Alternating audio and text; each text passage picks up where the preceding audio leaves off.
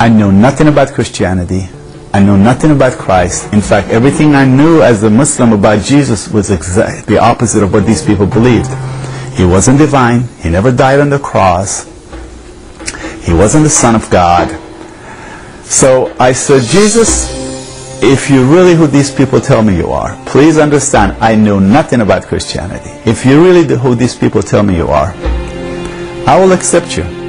I wanted him to remove my shame, and good grades would bring me honor.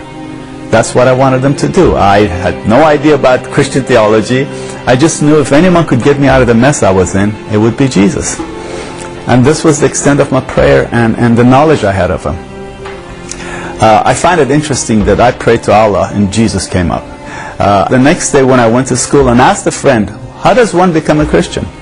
He said, all you need to do is to invite Christ into your heart. I said, I did that yesterday. What else do I need to do? As imperfect as my communication with God was, I believe he met me where I was.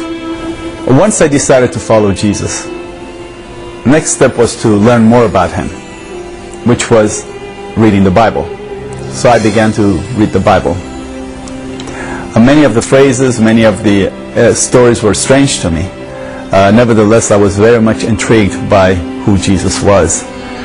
I'm so glad in a way that no one tried to put words in my mouth, no one told me what to do. It was all by the direction of God through Jesus what I was supposed to do next. So I came to the conclusion that I needed to get baptized, and so a few months after I had become a believer, I got baptized. As I got to know Jesus, I realized that good grades were not that important anymore. One night as I was lying down on bed, I had just finished about Jesus walking on water. I began to think about my future, and I heard a voice saying, son, don't you think that the man who walks on water can also take care of your grades? Now I had hope. Now I had the peace and the joy that my friends had. Now I knew I could deal with the problems that were facing me. I knew that although my problems were real, that Jesus was able to walk me through it.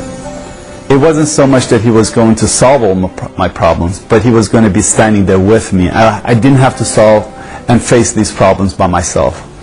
I used to have an ulcer, and once I began to follow Christ, gradually, because that power of shame was lifted, because that weight on my back, that yoke was taken away by Jesus, then eventually my stress went away, and the pain of ulcer went away, and God healed me. But it's a process, and the more I got to know him, the greater the peace got. To the point today that I realize life is full of problems, but I have hope that I'm not facing it alone, and if I never have an answer, I still trust that God is in charge, that he is not taking it out on me, and he is not trying to punish me for something, but in fact he is with me to help me face the problems of life. I was flying from Syria to Lebanon. I sat next to an Arab gentleman, and we began to converse. He was a Muslim, and I told him about what a friend of mine had told me in Jordan. This is the story that my friend told me. He said his next door neighbor shot his own sister on the street 7 times during the day, with everyone witnessing it, and he waited until the police showed up, gave him his gun, and they let him go because it was honor killing. His sister was caught in adultery, and he had to remove that which had brought shame to the family. By killing her, he had restored the honor. And I asked the Arab gentleman sitting next to me, I said, do you think the man did the right thing? And he said, oh, by God, yes, of course.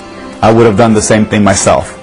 I said, have you ever done anything to bring shame on God? He thought a little bit, and being an honest man that he was, he said, yes, I have. I said, do you think God should destroy you to restore the honor to himself again?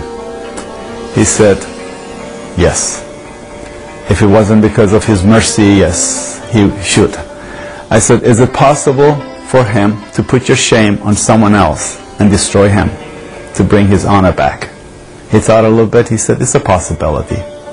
I said, what if he did that with Jesus on the cross? That was just a question. I did not expect an answer from him.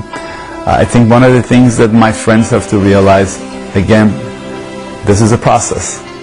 What our job is to share the good news of Jesus with people.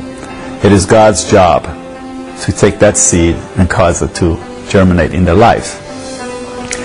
I think my suggestion to my Muslim friends, the same thing. Give Jesus a chance. I would like you to ask yourself, who's going to remove the shame that I'm dealing with in my life? Jesus died on the cross so he can remove you from the place of shame to a position of honor, so that you can have the honor that God would like you to have with him.